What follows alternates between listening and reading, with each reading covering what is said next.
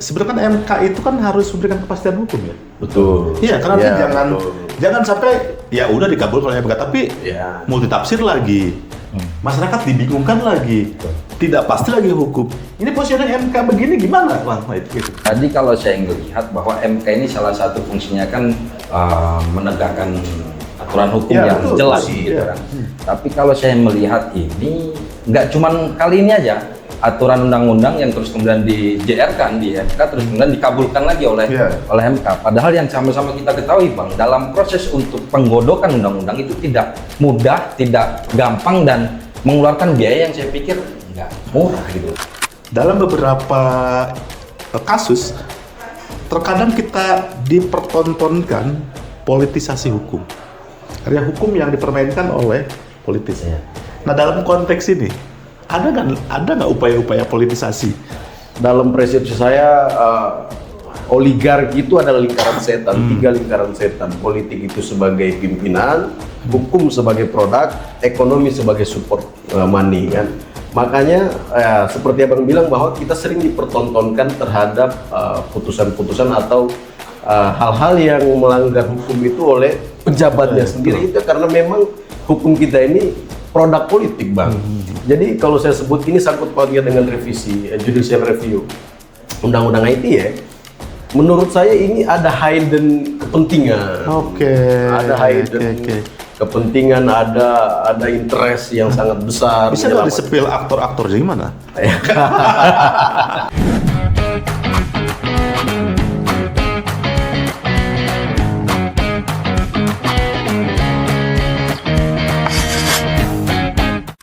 Assalamualaikum warahmatullahi wabarakatuh. Salam sejahtera untuk kita semuanya, terutama para pemirsa di kanal YouTube Vinus Forum.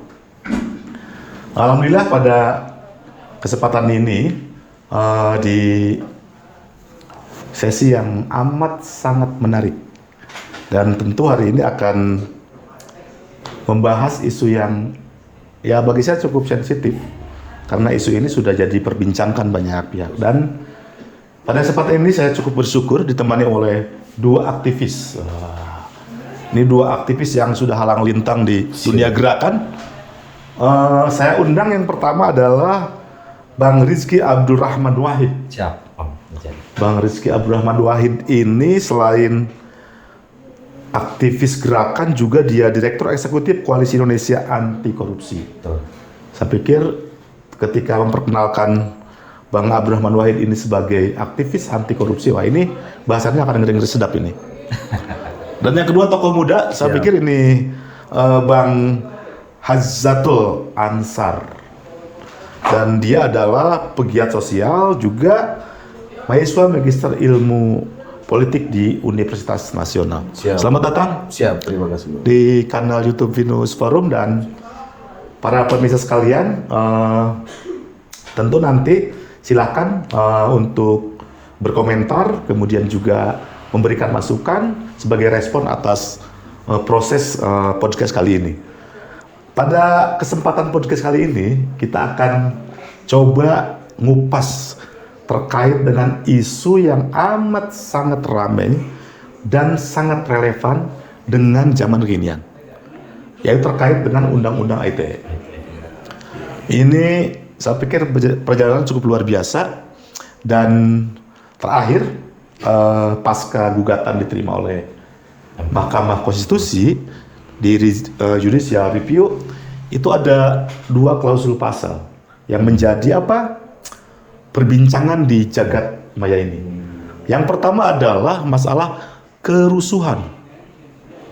Nah itu dimaknai itu kerusuhannya ada yang fisik juga kerusuhan. Iya. Tapi ada juga yang bahwa ini bukan yang masuk ke dalam fisik, tapi kerusuhan di media sosial. Digital. Di digital, aku nggak ngebayangin gimana bentuk kerusuhannya, gitu loh kira-kira kan. Nah, ada diksi yang kedua adalah terkait dengan narasi bahwa perusahaan itu tidak bisa kena objek hukum Undang-Undang ITE. Karena Undang-Undang ITE itu personal sifatnya. Sehingga presiden tidak bisa karena dia kelembagaan presiden. Kemudian juga menteri mana itu nggak bisa karena dia kelembagaan menteri. Itu yang saya tangkap. Tapi ketika misalnya mohon maaf Prabowo, nah itu bisa karena dia pribadi. Bukan atas nama lembaga kepresidenan. Nah, saya pikir cukup menarik bahasan ini para pemirsa. Nah, saya ingin tanya Mas Wahyu dulu. Siap. Gimana kira-kira? Iya Bang, izin sebelumnya ya. Siap. Tadi terima kasih banyak Bang sudah diundang di podcast ini. Satu, ajang silaturahim juga. Kedua, perkenalan juga ke teman-teman semuanya, salam kenal juga.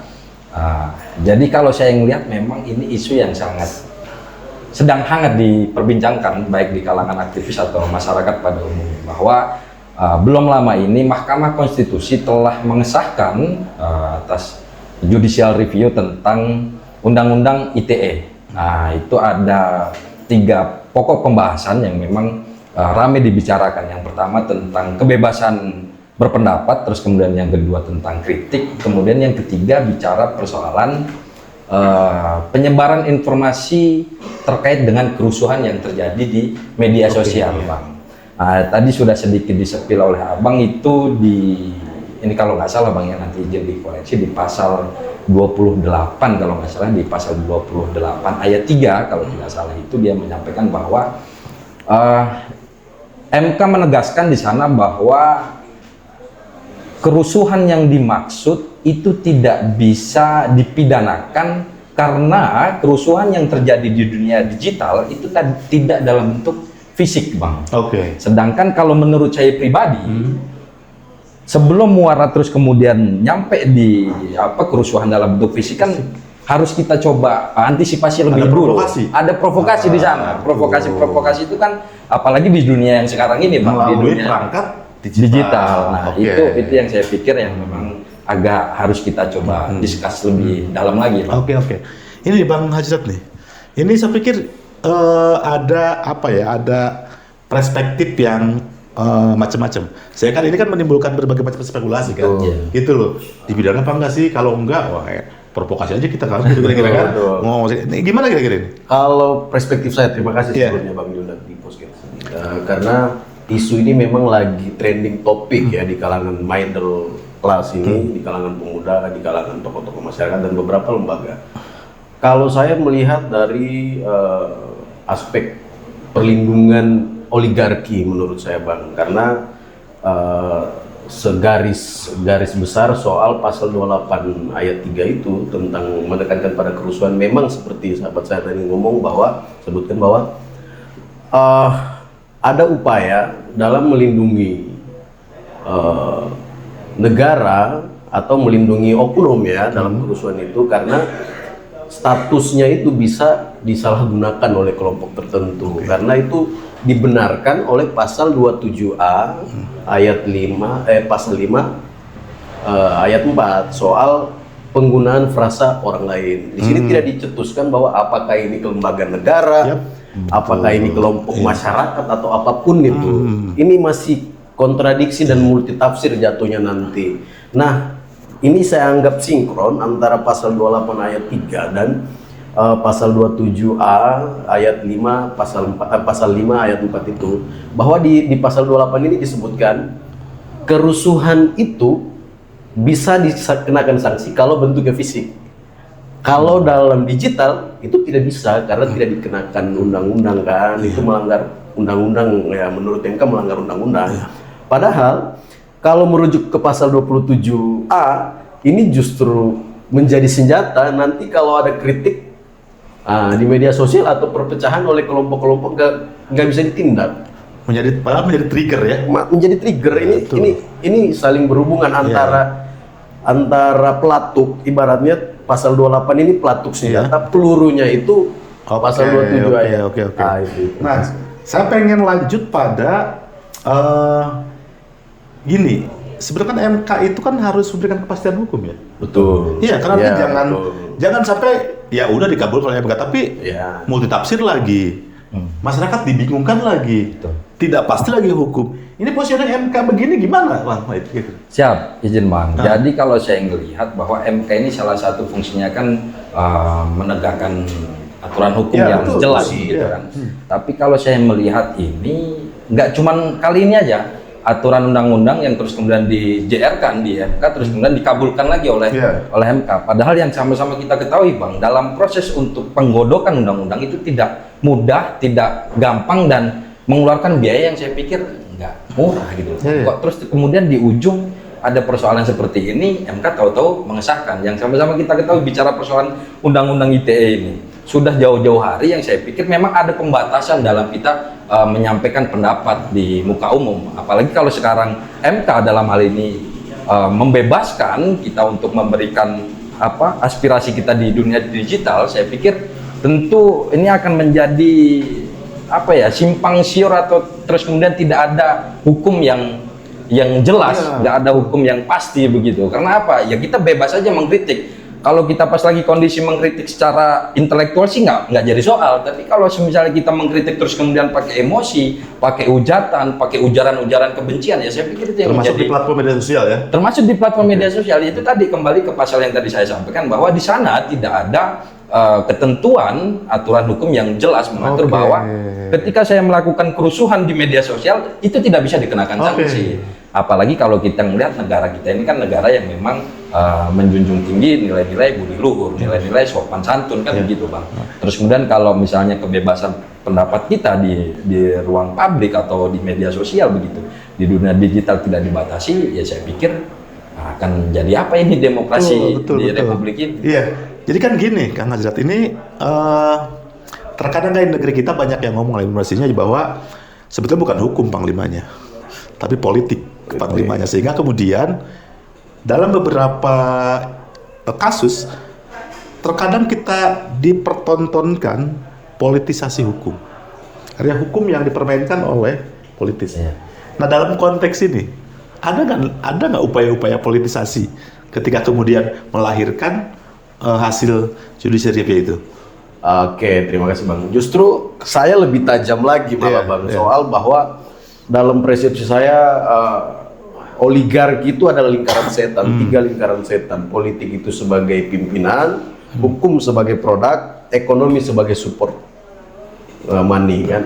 Makanya seperti Abang bilang bahwa kita sering dipertontonkan terhadap putusan-putusan atau hal-hal yang melanggar hukum itu oleh pejabatnya sendiri. Itu karena memang hukum kita ini produk politik, Bang. Jadi kalau saya sebut ini sangkut pautnya dengan revisi judicial review undang-undang ITE, menurut saya ini ada hidden kepentingan. Ada hidden kepentingan, ada interest yang sangat besar. Bisa nggak disepil aktor-aktornya gimana?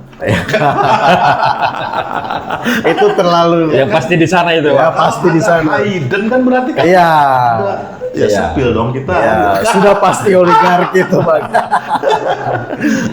Nah, kira-kira kalau kemudian produknya seperti itu dan alurnya ada muatan-muatan politis, siapa yang diuntungkan, siapa yang dirugikan?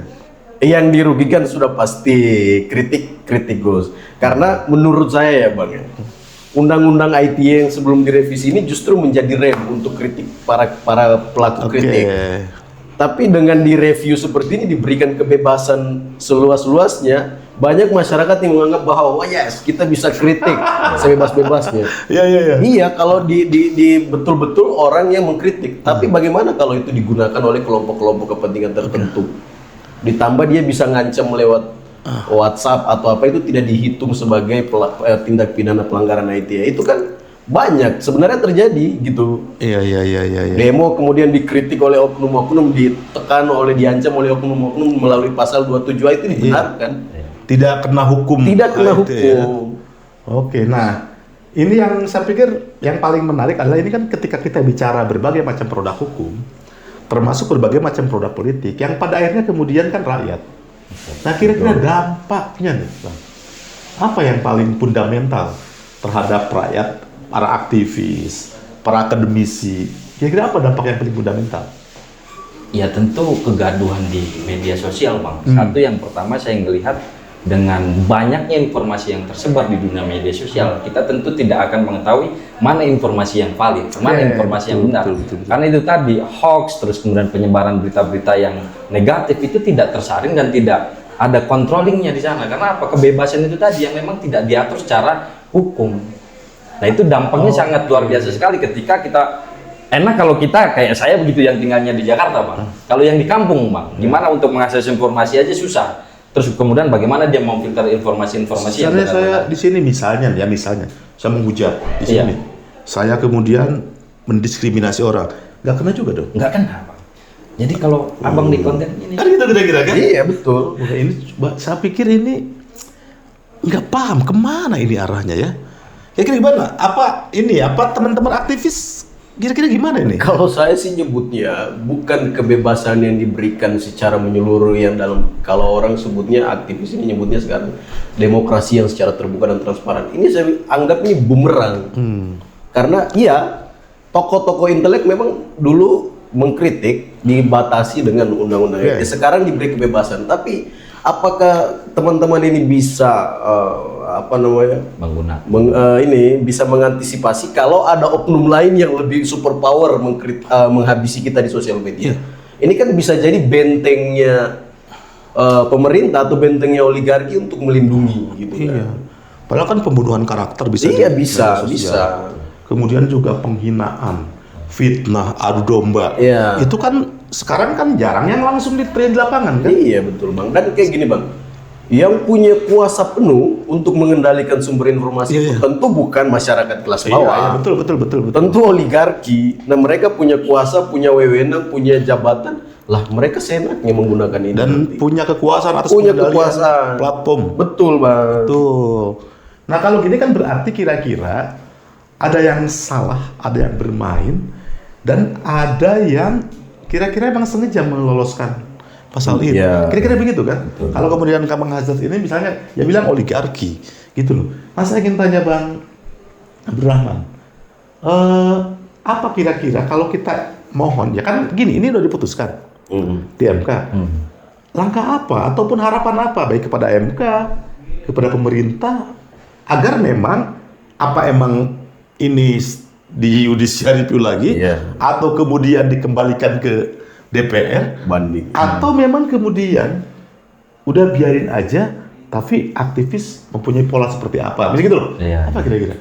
Iya Bang, kalau saya izin Bang, kalau saya itu memang sebenarnya sependapat dengan kebebasan kita berpendapat di muka umum begitu. Tapi kebebasan yang saya maksud di sini adalah bebas tapi bertanggung jawab Bang. Oke. Nah, kalau yang sekarang ini, yang aturan undang-undang yang udah diputuskan oleh MK ini, saya nggak tahu itu. Itu maksud dalam kebebasan ini yang seperti apa begitu Bang? Karena nggak diatur secara eksplisit di sana bahwa nggak ada batasan-batasan. Sedangkan kita hidup ini dan hukum itu kan mengatur kita supaya ada batasan-batasan, supaya kita hidup ini tidak berbenturan satu dengan yang lainnya, kurang lebih begitu Bang. Tapi lagi-lagi kalau ditanya tadi upaya-upaya terus kemudian apa yang bisa atau kita lakukan sebagai aktivis, ya tentu upaya-upaya hukum yang harus kita lakukan karena memang ini jalur hukum kan? Ranah hukum, nggak mungkin kita yang terus kemudian kita mau teriak berapa hari atau setiap hari kita di depan MK sekalipun, saya pikir juga nggak bisa ketika kita tidak melakukan kajian-kajian hukum. Toh ini sebenarnya kan sudah pernah dilakukan, sudah pernah diterapkan, terus kemudian kok malah saya pikir dengan adanya pembatasan itu aja masih banyak Bang terjadi kasus-kasus atau orang-orang yang menggunakan media sosial itu tidak dengan bijak melakukan ujaran-ujaran kebencian. Nah ini kok malah semakin diberikan keleluasaan itu kan. Nah, saya pikir ini tentu ada sesuatu yang salah dalam memutuskan itu. Nah terlepas dari hidden agenda tadi yang disampaikan, yaitu tadi ini tidak mudah dan tidak gampang loh ketika penggodokan suatu aturan undang-undang kan kira-kira. Yang menarik ini nih, hidden agenda itu pengen spill dikit. Kayaknya udah dapat bocoran ya Pak. Iya, bocorin sama kita dikit. Supaya pemirsa juga penasaran. Nah, ini Kang Hazard ini tentu kan ya ini karena masih ada sisi kontroversi, betul, masih ada sisi multitafsir, dan masih ada juga dampak kebingungan, bahkan mungkin menimbulkan kegaduhan ya. Iya. Harus siapa yang beresin ini? Memastikan kepastian hukum ini supaya aja gimana? Kalau saya sih MK jangan overpower juga. Oke. Sekarang apa overpower? Overpower. Karena menurut saya ini aturan yang mengatur pola hidup bermasyarakat kan, Bang. Ya seenak jidat aja mau diatur dibuat ya sekalipun dalam kontestasi pemenang lah yang mengatur. Iya. Tapi kan kita hidup bermasyarakat. Justru demokrasi kita sedang dicederai dengan diobrak-abriknya undang-undang seenak. Itu menurut saya. Bang. Kayaknya nanti kita buat part 2-nya yang spill itu kan ini. Ya, itu di pinggir jalan, Bang. Para pemirsa, di part 2 nanti kita akan spill. Ya jangan dulu kalau part 1 kan. Baik, para pemirsa kanal YouTube Venus Forum, saya pikir perbincangannya cukup menarik. Silakan pemirsa di mana berada berkomentar bagaimana menurut pemirsa. Apakah kemudian produk hukum judicial review dari MK itu terkait dengan undang-undang ITE emang maslahat untuk bangsa atau ini merupakan hidden agenda untuk kepentingan kelompok-kelompok lain.